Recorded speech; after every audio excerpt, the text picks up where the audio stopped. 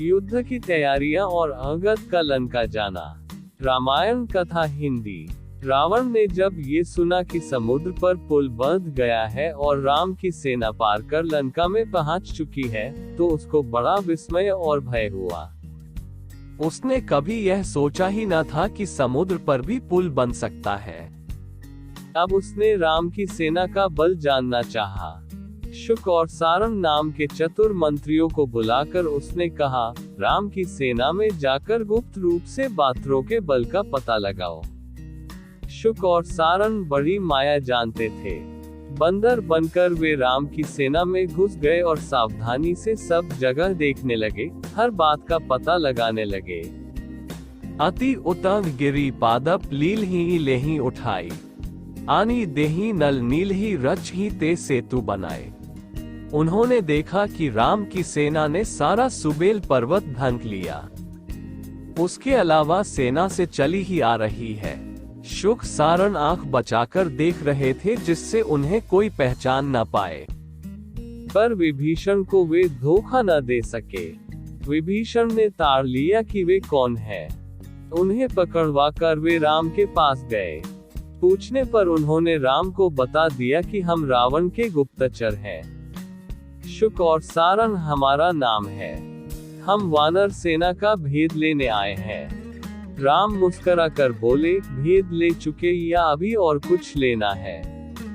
कुछ पूछना चाहो तो पूछ भी लो और खुद देखना चाहो तो विभीषण तुम्हें दिखा भी देंगे। जब लंका लौटकर जाओ तो अपने स्वामी से कहना कि जिस बल पर सीता को चोरी से ले गया है, उस बल को अब दिखाए। कल से मेरे बाण लंका पर बरसने लगेंगे। विभीषण से उन्होंने कहा, इन्हें छोड़ दो और जाने दो, इन विचारों का क्या दोष। राम की जय जयकार करते हुए शुक सारण लंका लौट गए। लंका पहुंचकर शुक और सारण सीधे रावण के पास गए और उन्होंने राम के बल तथा उनके कोमल स्वभाव की बड़ाई की। उनकी बात सुनी अनसुनी करके रावण उन्हें सबसे ऊंची अटारी पर ले गया और बोला, राम की सेना के प्रमुख वीर मुझे दिखाओ।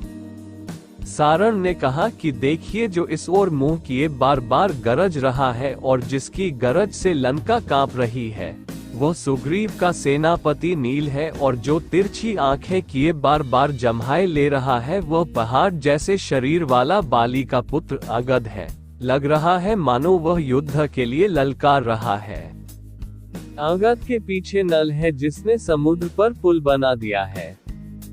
वह देखिए रीछों का झुंड, उसके आगे बूढ़े जामवंत खड़े हैं, और उस बंदर को आप पहचानते ही होंगे जो मस्त हाथी को चाल से चल रहा है।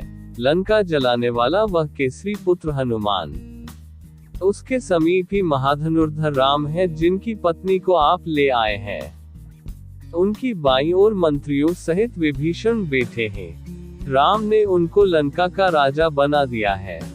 राम और विभीषण के बीच में वानर राज सुग्रीव बैठे हैं। सेना के वानरों की गिनती नहीं की जा सकती। इस सेना को जीतना बड़ा कठिन है। यो अकेले राम ही लंका के लिए काफी है। मेरी राय यह है कि सीता को लौटाकर राम से मित्रता कर ले। शुक ने भी ऐसी ही बातें कही।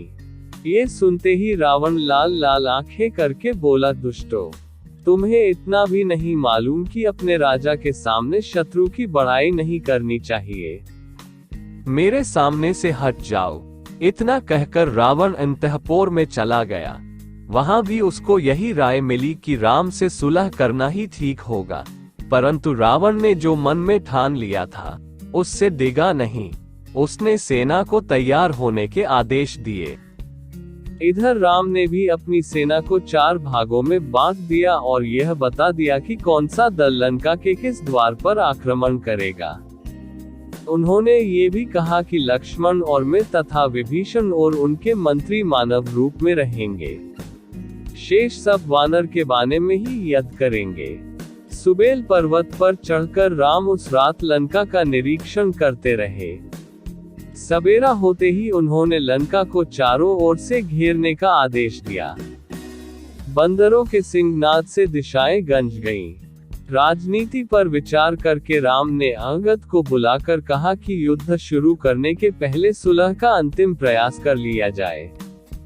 तुम मेरे दूत बनकर लंका जाओ। अगर सीता को लौटाने को रावण तैयार न हो तो उससे कह देना कि हथियार उठाने से पहले वह अपना श्राद्ध भी कर ले, क्योंकि फिर उसके कुल में कोई न बचेगा। अंगद उड़कर लंका पहुंचे और निडर होकर रावण की सभा में चले गए। रावण से उन्होंने कहा, मैं बाली का पुत्र अंगद हूँ। आप में और मेरे पिता में मित्रता थी, इसी नाते आपके पास आया हूँ। मैं आपको अंतिम चेतावनी देना चाहता हूँ, जानकी जी को लौटा दें, नहीं तो लंका में कोई जीवित न बचेगा। रावण बोला, अंगद तुमको लज्जा आनी चाहिए। अपने पिता के शत्रु की तुम दास्ता कर रहे हो। मेरे मित्र के तुम पुत्र हो, तो आओ मेरी ओर आकर अपने पिता की मृत्यु का बदला लो। इतना सुनते ही अंगद को बहुत क्रोध आया और उन्होंने रावण से बहुत बुरा भला कहा। रावण ने आज्ञा दी, राक्षस वीरों, इस धृष्ट वानर को पकड़कर मार डालो। 4-5 राक्षस अंगद की ओर झपटे। अंगद ने उनको पकड़कर मसल दिया। इसके बाद वे रावण के महल पर कूदकर चढ़ गए। महल के कंगूरों को ढाह कर वह आकाश मार्ग से ही राम के पास पहुंच गए।